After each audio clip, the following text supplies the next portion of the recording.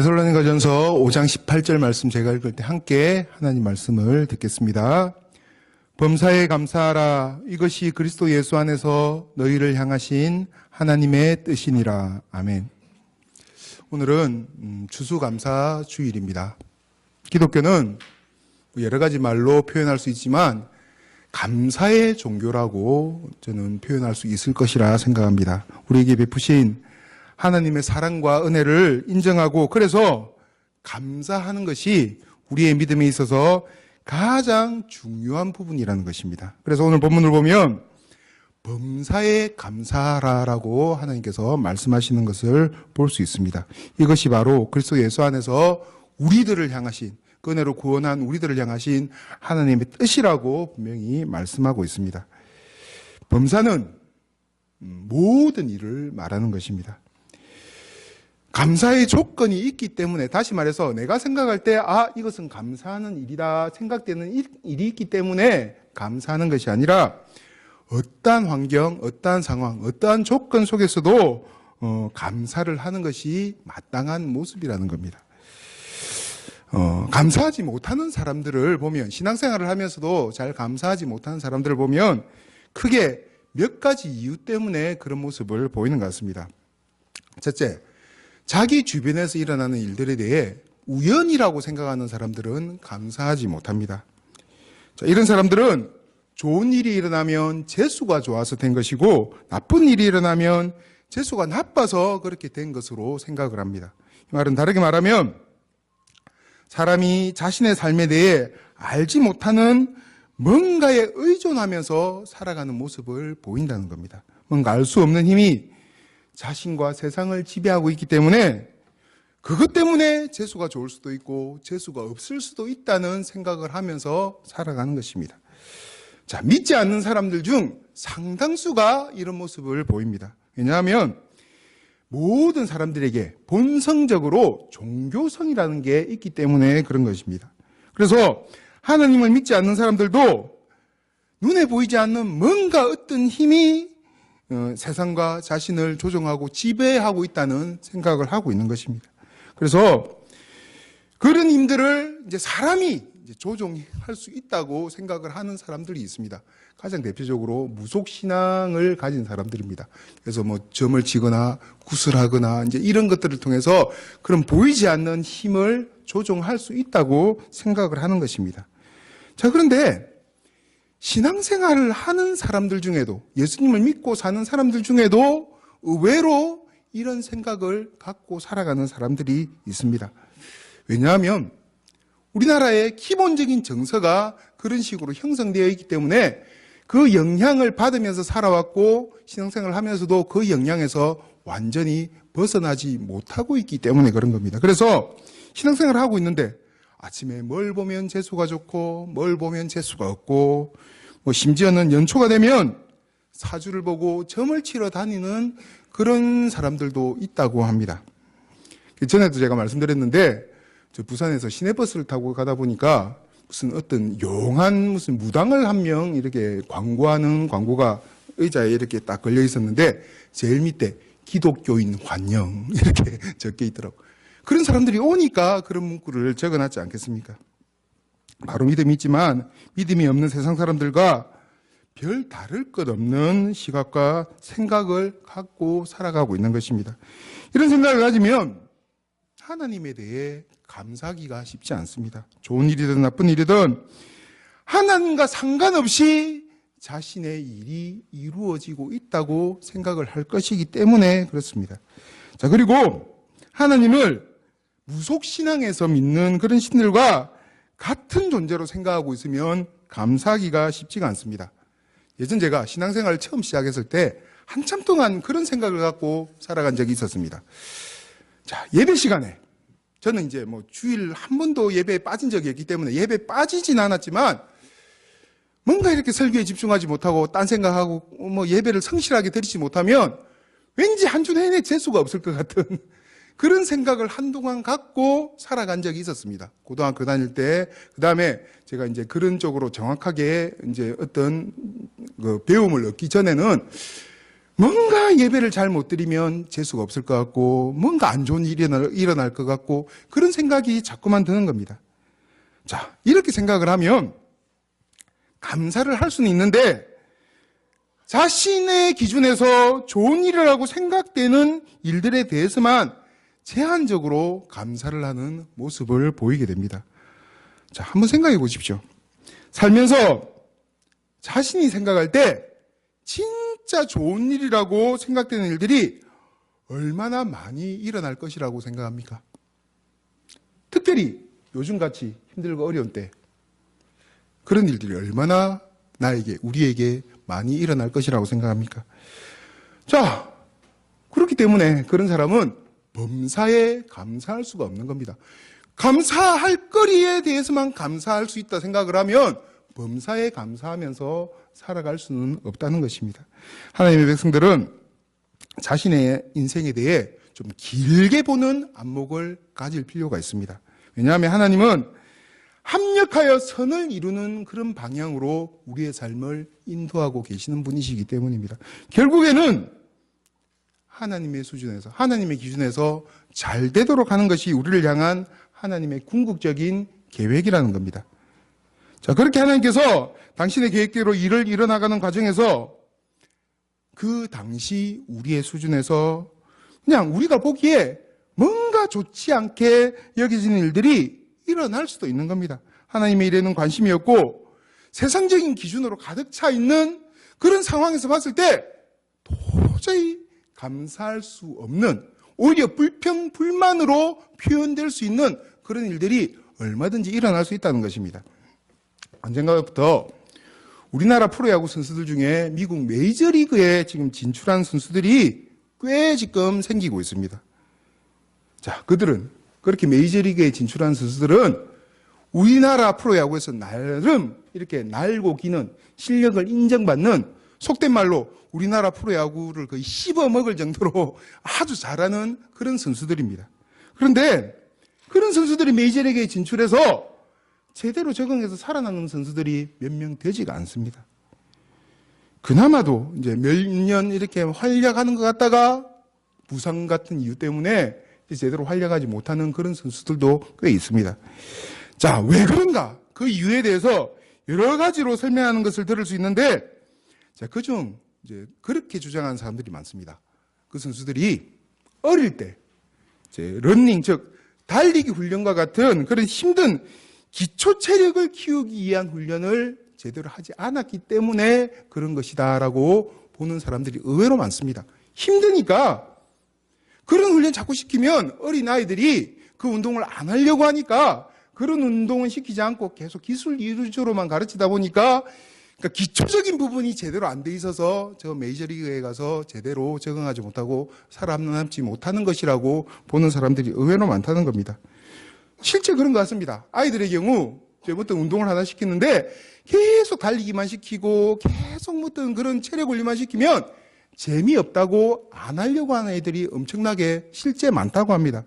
자, 그런데 지금 조금 있으면 우리나라 이제 평창 동계 올림픽이 열리는데 그 국가대표 선수들 엄청나게 열심히 훈련하고 있습니다.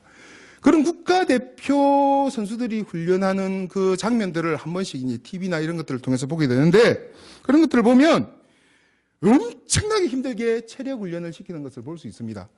전에 태릉 훈련원에서 훈련하는 장면들을 잠깐 본 기억이 나는데 거기에 무슨 산이 하나 있는데 매일 그 산을 오르락 내리락 하면서 그렇게 훈련을 시킨다는 겁니다. 그러니까 일반 사람들은 상상할 수도 없을 만큼 거의 기절하기 일보 직전까지 몰아갈 정도로 그렇게 체력 훈련을 시키는 겁니다.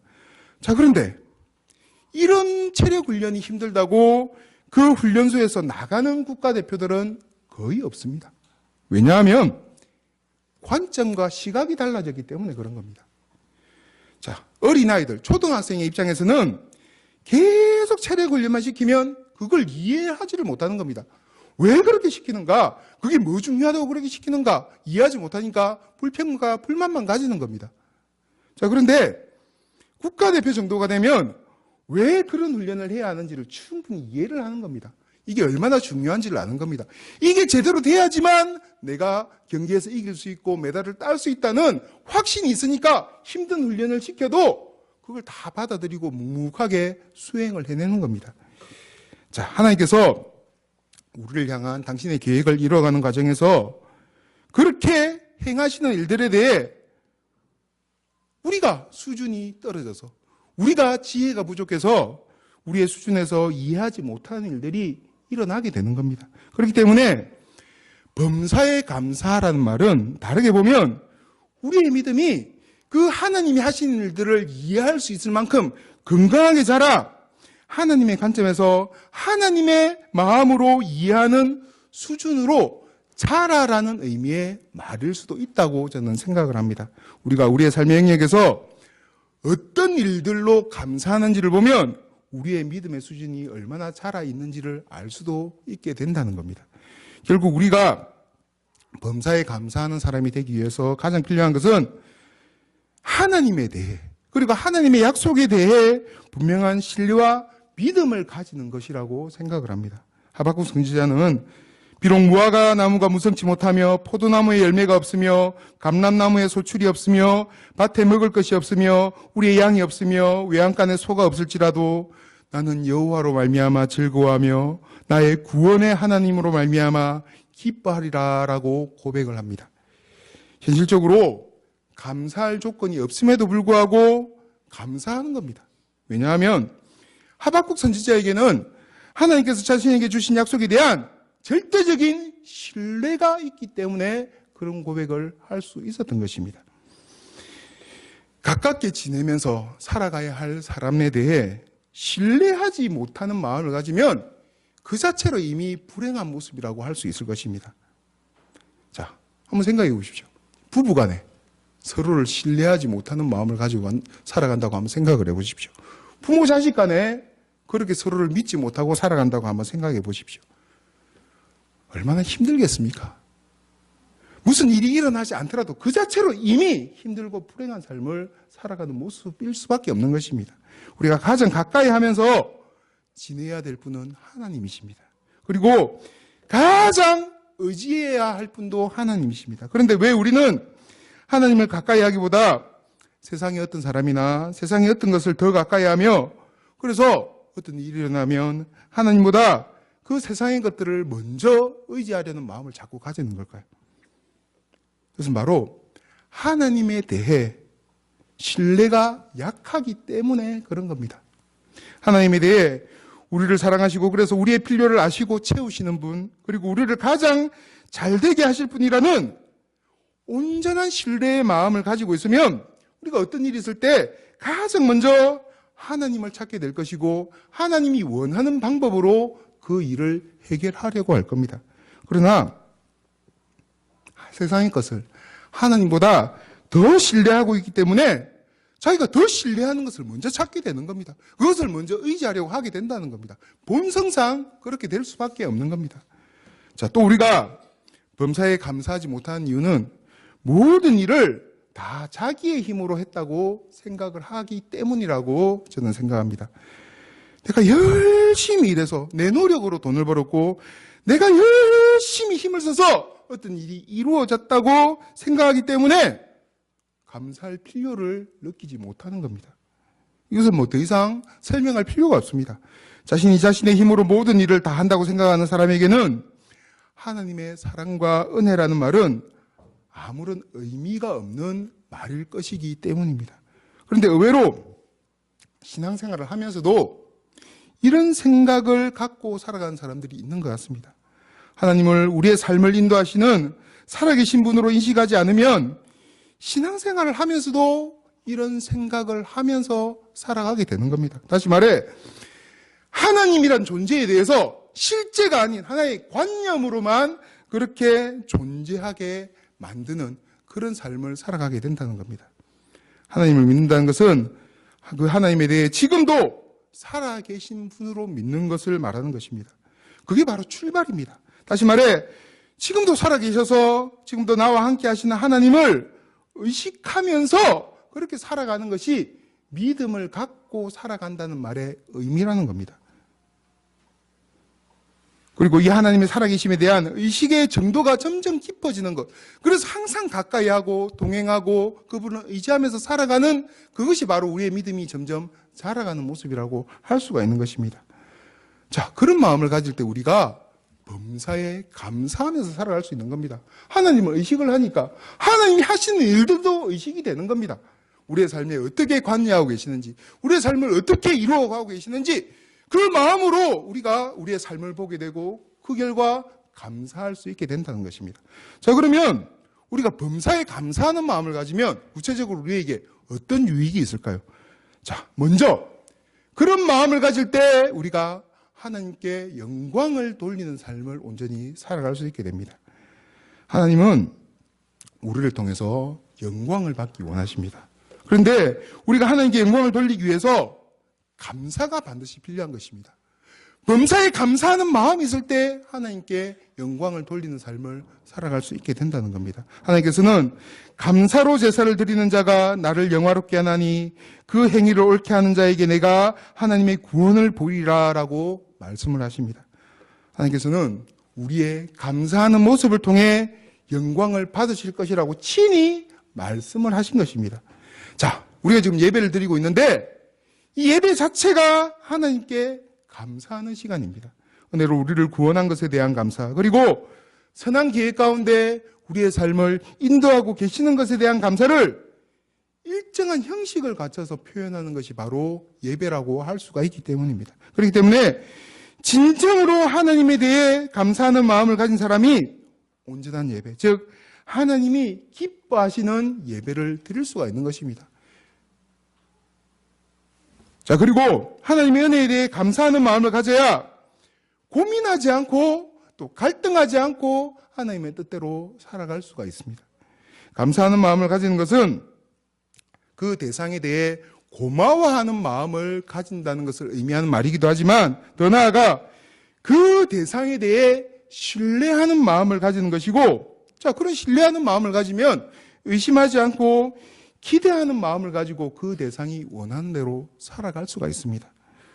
자, 반대로 불평하고 원망하는 마음을 가지면 하나님의 말씀대로 살아가기가 쉽지 않습니다.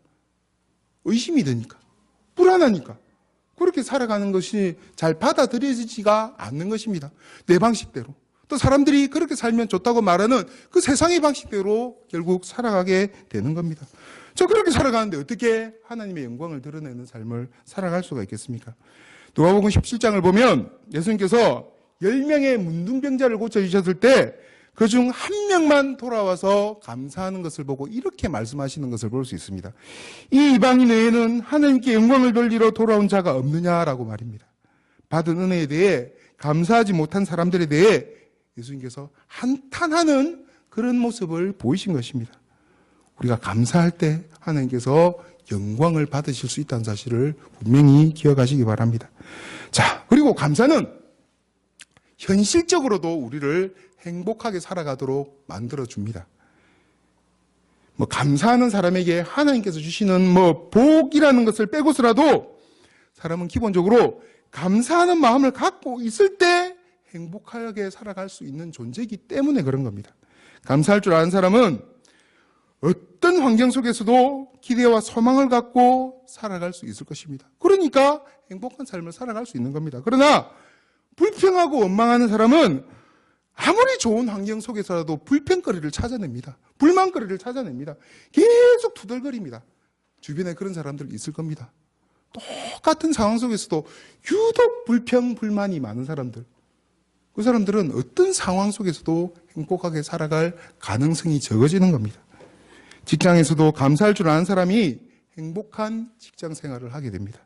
가정에서도 서로 칭찬하면서 작은 일에도 감사하며 그런 마음을 또 말로 이렇게 표현하며 살아갈 때 행복한 가정으로 세워질 수 있게 됩니다. 자, 부부간에도 될 수 있으면 사랑을 좀 표현할 수 있었으면 좋겠습니다. 그리고 고맙다는 말을 좀 할 수 있었으면 좋겠습니다. 남편이 아내를 바라보면서 그 수고에 대해서 마음으로만 수고하네 이게 아니라 입을 열어서 말로 진짜 고맙다고 수고한다고 당신이 있어서 행복하다고 그렇게 한번 말을 해보십시오. 처음에는 어색하게 받아들일지 몰라도 진심으로 그런 말을 하면 그 마음이 전달됩니다. 그러면 그 가정이 아름다운 가정으로, 행복한 가정으로 세워질 수 있게 되는 겁니다.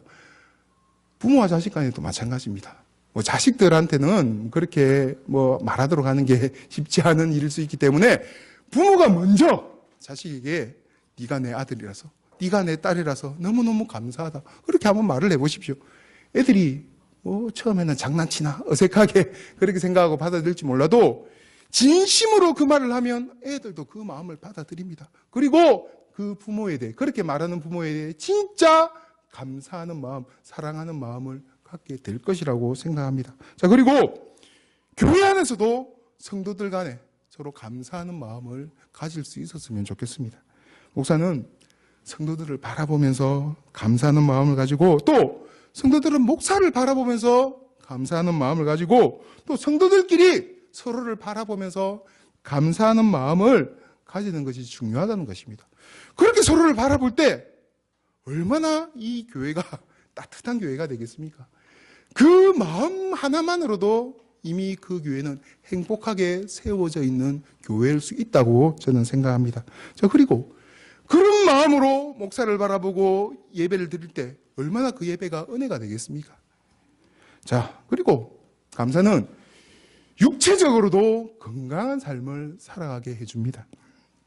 사실 이제 현대의학에서 질병의 근본적인 원인을 지금 하나하나 찾고 또 하나하나 밝혀내고 있는데, 지금까지 이제 밝혀진 여러 가지 연구 결과, 뭐 제가 다 알지는 못하지만 이제 공통적으로 말하는 부분 중에 하나가 뭐냐 하면 스트레스가 만병의 원인이라는 겁니다.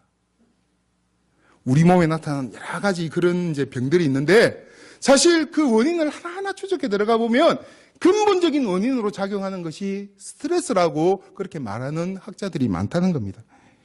스트레스는 근심, 걱정, 불평, 불만이 있을 때 생길 가능성이 많습니다. 반대로 긍정적인 마음, 감사하는 마음을 가지면 그런 스트레스가 감소하게 됩니다. 예전에 히틀러라는 사람이 이제 있었던 그 시절에 지옥과 같은 그 포로 수용소였던 아우슈비츠 그 감옥, 포로 수용소 같은 곳에서도 그 고문을 끝까지 견디며 살아남은 사람들이 있었는데, 그들의 공통점 중에 하나가 긍정적인 마음을 갖고 있는 사람들이었다는 그런 연구 결과가 있습니다. 그러니까 긍정적인 마음을 가지고 그럼에도 불구하고 감사하는 마음을 가질 때 그 무너진 고문도 다 이겨낼 수가 있었다는 것입니다. 범사에 감사하는 것은 영적인 건강뿐만 아니라 정신적인 건강, 마음의 건강, 육체의 건강을 위해서도 참으로 중요한 부분이라는 겁니다. 자, 마귀의 중요한 전략 중에 하나가 바로 우리들의 마음속에 원망과 불평을 심는 일이라고 생각합니다. 하나님에 대해, 그리고 교회에 대해, 그리고 가족과 자신을 둘러싼 모든 것들에 대해 원망과 불평이 생기도록 하는 일을 마귀가 하고 있다는 겁니다. 그래서 그 사람이 하나님과 멀어지게 만들고, 가는 곳마다 하나님의 영광을 드러내기보다는 하나님의 영광을 자꾸만 가리게 만들고, 어떤 일을 해도 즐겁고 행복하게 하기보다는 우울하고 힘든 마음으로 하도록 하고, 마땅히 행복해야 될 가정이 깨어지도록 만드는 그런 일들을 마귀가 하고 있는 것입니다. 자, 그런데 문제는 이렇게 제가 범사에 감사하라는 설교를 하면서도 현실적으로 그렇게 하는 게 쉽지는 않다는 겁니다. 저도 잘 알고 있습니다. 저도 근본 성향이 옳고 그런 것을 따지기를 좋아하는 좀 그런 성향이기 때문에, 그래서 불만을 사실 가지기 쉬운 그런 성향을 갖고 있는 사람입니다. 그래서 범사에 감사한 일이 저부터도 사실은 쉽지가 않습니다. 감사해야 되지 하면서도 사실은 자꾸 이건 아닌데 왜 그렇지, 그런 생각들이 떠오르는 겁니다.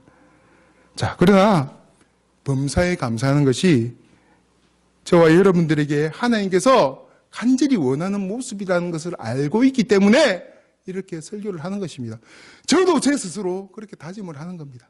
아니, 하나님을 인격적으로 온전히 만나게 되면 그 결과 점점 더 감사할 수 있는 사람이 될 수 있을 것이라고 생각합니다. 왜냐하면 하나님의 사랑은 현재 내가 불행이라고 느끼는 모든 상황을 넉넉히 이기고도 남을 만한 힘과 용기와 소망을 줄 수 있을 만큼 크고 놀라운 것이기 때문에 그런 겁니다.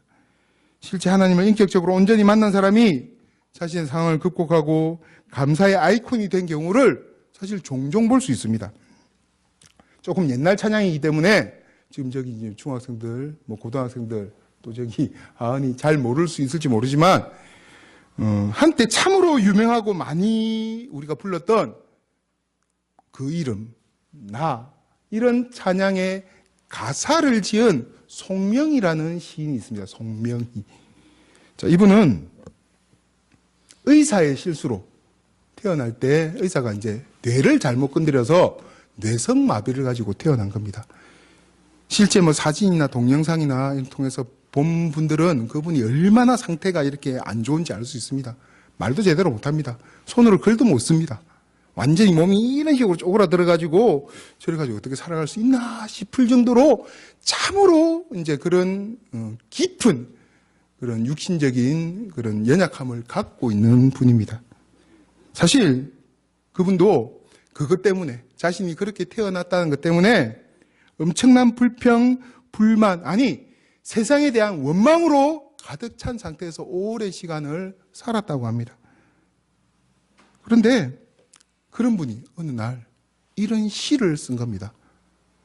알고 있는 분들도 있겠지만 제가 한번 그녀가 지은 나라는 그 찬양의 가사를 제가 한번 읽어보겠습니다. 나 가진 재물 없으나, 나 남이 가진 지식 없으나, 나 남에게 있는 건강 있지 않으나, 나 남이 없는 것 있으니, 나 남이 못 본 것을 보았고, 나 남이 듣지 못한 음성 들었고, 나 남이 받지 못한 사랑 받았고, 나 남이 모르는 것 깨달았네. 공평하신 하나님이 나 남이 가진 것 나 없지만 공평하신 하나님이 나 남이 없는 것 같게 하셨네. 그녀는 이 시에서 하나님에 대해 공평하신 하나님이라고 표현을 합니다. 그것도 아주 강조하면서 그렇게 표현을 하고 있습니다. 어떻게 그런 그녀가 태어나면서부터 내성마비를 가지고 제대로 말도 하지 못하고 제대로 움직이지도 못하고 그렇게 살아갔던 그녀가 하나님에 대해 그런 고백을 할 수 있었을까요? 그래서 하나님께서 자신을 위해 하신 일을 분명히 깨달아 알고 인정하고 받아들였기 때문에 그럴 수가 있었던 것입니다. 독생자 예수님을 세상에 보내셔서 대속의 죽으심을 당하게 하심으로 자신을 구원한 일을 실제 있었던 온전한 사실로 받아들였기 때문에 그 사랑이 자신을 가득 채웠기 때문에 그런 고백을 할 수가 있었던 것입니다. 심지어는 자신이 그런 상태로 태어났기 때문에 그렇지 않은 다른 사람보다 하나님의 사랑을 더 크고 온전히 그리고 세밀하게 느낄 수 있었다고 하나님께 감사하는 모습을 보이기도 합니다. 여러분들은 이게 거짓말이라고 생각합니까? 뻥치고 있네 이렇게 생각을 하십니까? 자신에게 결핍이 있기 때문에 하나님의 사랑을 더 온전히 느낄 수 있었다는 이 송명희 씨의 고백에 대해 그 마음에 대해 저는 상당 부분 공감을 합니다. 괜히 은혜롭고 멋지게 보이려고 쓴 표현이 아니라 진심에서 우러나오는 표현이라고 저는 생각을 한다는 겁니다. 결핍은 하나님의 사랑과 은혜가 아니면 살아갈 수 없음을 깨닫게 만드는 중요한 요소가 될 수 있다고 생각을 하기 때문입니다. 제 개인적인 얘기를 잠깐 드리면 저는 예전에도 잘 살아간 적은 없는 사람입니다. 그래도 그때는 내가 아끼고 노력하면 일단은 살 수가 있는 상황이었기 때문에 하나님을 실제적으로 삶 속에서 경험하면서 살아가는 게 의외로 쉽지가 않았습니다. 내가 더 노력해야지. 내가 더 아껴야지. 내가 더 아등바등 살아야지. 그런 생각이 저를 지배하고 있었던 겁니다. 그렇게 하면 어떻게든 살아갈 수 있겠지라는 생각을 하면서 살아갔던 겁니다. 자, 그런데 내가 아무리 노력해도 살 수 없는 상황이 되니까 저절로 하나님을 바라보게 되는 겁니다. 그리고 그렇게 하나님을 바라보게 되니까 제게 공급되는 모든 것이 다 하나님의 은혜라는 사실을 새삼 느끼게 되고 그렇게 고백할 수밖에 없는 상황이 되는 겁니다. 예전에도 동일하게 하나님께서 주신 것들이었는데, 하나님께서 은혜로 공급해 주신 것들이었는데, 그때는 내 입으로는 그렇게 말하지만 마음으로 그렇게 받아들이지 못했던 것 같습니다. 그런데 상황이 바뀌니까, 상황이 달라지니까 진짜 하나님의 은혜가 아니면 살 수 없다는 절박한 그런 마음을 가지니까 이제 그게 새롭게 보이는 겁니다. 아, 하나님의 은혜가 아니면 나는 살 수 없는 사람이구나. 모든 것이 다 하나님의 은혜구나. 그러니까 이제 모든 것이 다 감사의 이유가 되는 겁니다. 그렇게 하나님의 사랑과 은혜에 대한 고백의 물꼬가 되니까 그 다음부터는 이전에는 감사의 이유가 되지 않던 것들이 다 감사의 이유가 되는 변화가 일어나는 겁니다. 바울은 이 부분에 대해 이렇게 표현합니다. 죄가 더한 곳에 은혜가 넘쳤나니. 자신이 죄인이라는 것을 온전히 철저하게 인정하고 고백하는 사람에게 하나님의 은혜가 더 절실하고 크게 임하게 된다는 겁니다. 마찬가지로 자신이 하나님의 은혜가 아니면 살 수 없는 연약한 존재라는 사실을 인정하는 만큼 하나님의 은혜가 더 넘치는, 그래서 하나님을 향해 온전히 감사할 수 있는 삶을 살아갈 수 있게 되는 겁니다. 우리에게 감사할 수 있는 영역이 점점 더 넓어지는 은혜가 있기를 간절히 바랍니다. 그래서 그 감사 때문에 이전에는 동일하게 누리면서도 느끼지 못했던, 깨닫지 못했던 행복과 즐거움을 점점 더 회복하는 참으로 복된 삶을 살아갈 수 있기를 간절히 바랍니다.